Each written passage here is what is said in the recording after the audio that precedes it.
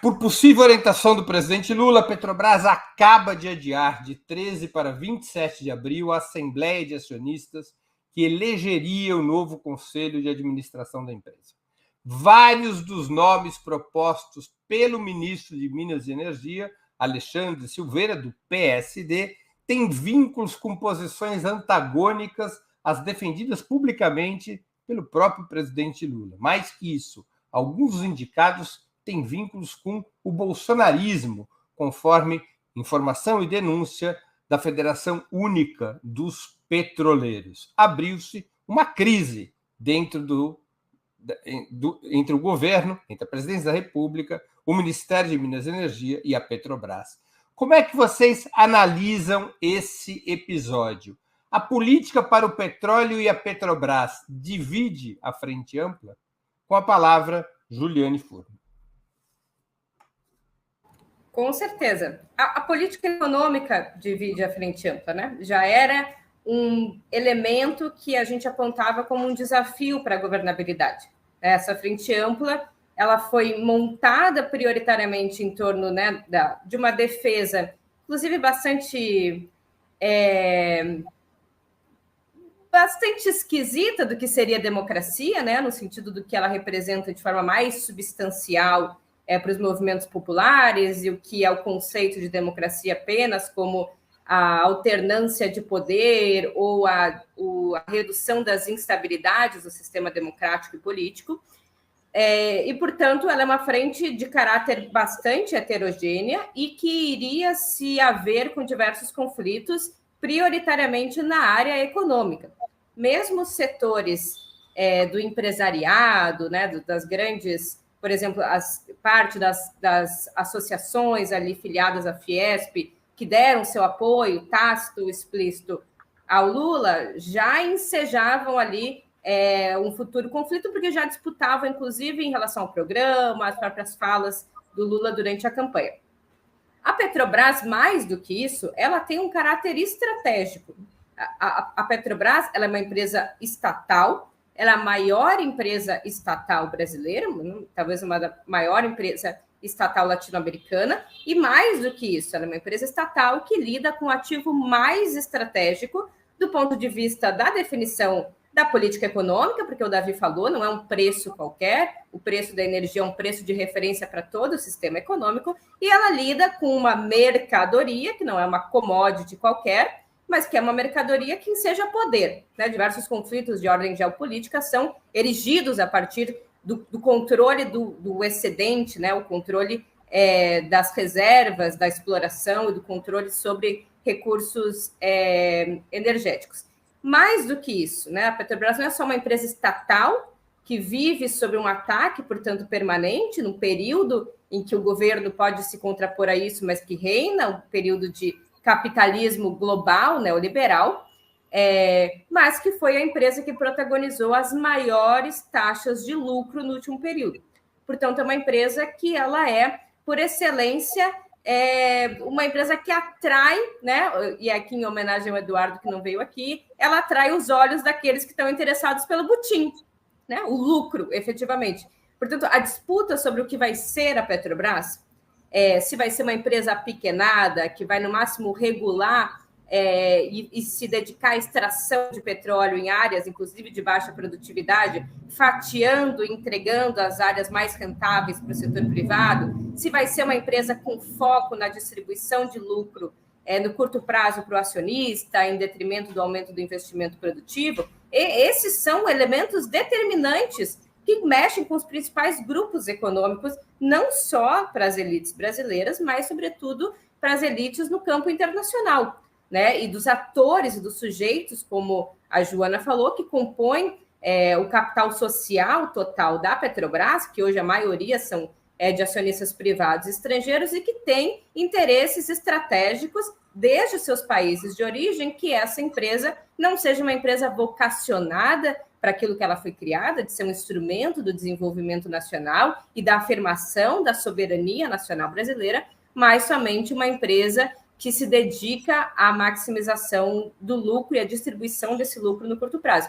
Então, acho que ela vai estar no centro dessa disputa, e como o Eduardo, mais uma vez fazendo referência a ele, disse, esse governo não deve ser um governo de coalizão, até porque nem conseguiria ser, mas um governo de extrema disputa. Eu acho que grande parte dessa disputa se corporifica dentro da Petrobras e do Conselho de Administração, que, portanto, vai definir o que vai ser essa grande empresa daqui para frente. Davi Decache com a palavra. Peraí, deixa eu só tirar. Vamos lá, pessoal. A Frente Ampla, como a Juliane Furno falou, ela tem aliados que foram importantes nas eleições, mas que agora começam a se tornarem grandes problemas para a reconstrução do país também. As hipóteses econômicas, por exemplo, da Simone Tebet, são contraproducentes e vão na direção contrária do que o Brasil precisa para se reconstruir e derrotar o fascismo. Tá?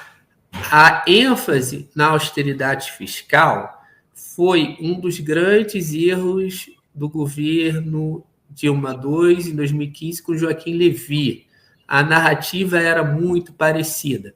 Tivemos choques em preços administrados, alta na taxa de juros e cortes de investimentos públicos, e sempre com a intenção de, no futuro, fazer ajuste fiscal pelo lado das receitas, que nunca vem.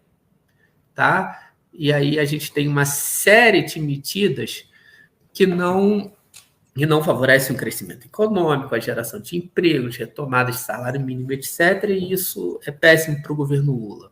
Então, a Frente Ampla oferece esse desafio. Há um aspecto muito importante aí, é que o Lula está tentando calibrar a partir de balões de ensaio, né? Então, ele está deixando o debate acontecer no conjunto da sociedade. Então, por exemplo, algumas intenções como a imprensa está anunciando, né? Tem uma ala econômica e uma ala política, né? Assim, só quem faz política é a classe trabalhadora. O empresário, ele é puramente técnico, não ideológico, e não defende interesses pessoais e privados, tá? O empresário é um cara muito sério. E nessa disputa, o Lula está sentindo a correlação de forças. Então, eu acho que há muito espaço de atuação da esquerda para tensionar esse programa para o nosso lado, né? E eu senti que, nesse caso dos combustíveis, por exemplo, houve uma forte redução de danos nos últimos dias. Eu acho que a intervenção da presidenta Gleisi reduziu muitos danos, né?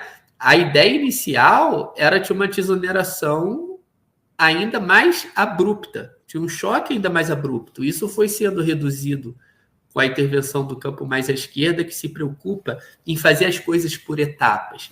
Então, primeiro a gente resolve o problema do PPI, que é um problema grave, que está no nosso programa de governo, porque o que significa o PPI? Significa o povo pagar caro na gasolina para dar 200 bilhões para acionista. É isso que significa. E o Haddad não sinaliza para a mudança do PPI, a Gleisi sinaliza, e nessa disputa a gente tem que tomar lado para favorecer o Brasil e não quem ganha com essa política. Muito bem. Joana Salem com a palavra. Eu concordo completamente com a Ju e o Davi de que a Petrobras está sendo sequestrada e não é de hoje. Na realidade, a gente pode dizer que esse é um dos resultados mais nefastos do golpe de 2016. Né? O PPI foi uma das primeiras coisas que o governo Temer fez. Na época era o Pedro Parente, deu crise dos caminhoneiros, quando a gente ainda não vislumbrava que os caminhoneiros seriam uma base social bolsonarista, e embora também o governo Bolsonaro tenha gerado efeitos econômicos contrários aos seus interesses. Então é tudo muito paradoxal, contraditório, mas o fato é que a PPI é uma política de entrega do Temer para, dentro do contexto do golpe, dentro do contexto da destruição da Petrobras, da Lava Jato, do desmonte, né, da nossa empresa estratégica, e para o capital estrangeiro. É uma coisa didática, né? Quer dizer, há todo o trabalho de advocacy no processo da Lava Jato, ou de lawfare, quer dizer, todo o processo de lawfare na Lava Jato, que é uma formação feita lá fora dos nossos juízes, e tem como resultado uma entrega que é a PPI. Então, eu queria sublinhar o fato de que é o capital estrangeiro que mais ganha com isso, e como a nossa burguesia é medíocre, porque às vezes não é nem diretamente a nossa burguesia interna, né, que não é nacional, a nossa burguesia interna, que é antinacional, nem é ela a maior ganhadora desse butim, né, para homenagear aqui o Dudu. Quem ganha mais é o capital privado estrangeiro. Eu queria recomendar para vocês o link do Nexo. O Nexo muitas vezes faz conjuntos de gráficos, conjuntos de infográficos que são muito legais, que são 5 gráficos para entender 20 anos de preço da gasolina. Eu vou colocar aqui o link e depois vocês podem dar uma olhada nos gráficos que eu vou comentar. Quando a gente olha o gráfico, a política, o preço médio da gasolina no Brasil, ele está bastante estabilizado de 2004 até 2016. Tem movimentos residuais. E aí, de 2016 em diante, começa uma onda de subida após a PPI, e aí tem uma subida abrupta do período Bolsonaro, com uma pequena queda no final, né? E, que seria a queda justamente do golpe eleitoral que ele tentou dar, né? E aí, quando a gente olha o outro gráfico, que é o preço médio da gasolina comum, descontada a inflação, a gente percebe que tem uma queda, esses 2 gráficos que eu estou comentando. Então, esse primeiro vermelho aqui, e o segundo, que é o roxinho, é com a correção inflacionária. Vocês percebem que muitas vezes, pelo que eu entendo, pelo que eu interpreto, a política foi de aumento da gasolina menor do que a inflação no governo do PT. E daí, de novo, entra a partir desse momento de 2015, 2016, começa a aumentar. Então, não é nada mais nefasto para a política energética brasileira e também para a economia brasileira como um todo, porque a Petrobras é um centro, né, dessa economia, a PPI. Acho que concordo totalmente que isso teria que ser tratado agora de maneira muito rápida e muito firme. E eu até me questiono até quando, né, problematizando um pouco isso com a Ju, até quando a gente vai chamar a Petrobras de estatal, sabe? Porque a Petrobras está colonizada, sequestrada por dentro. E por mais que a gente queira que ela seja estatal, cada vez mais ela não se comporta como uma empresa estatal. Então, a estatal. Bom, a Petrobras talvez não seja mais estatal, a gente tem que admitir isso de uma vez por todas, né? E reestatizar a Petrobras. Muito bem.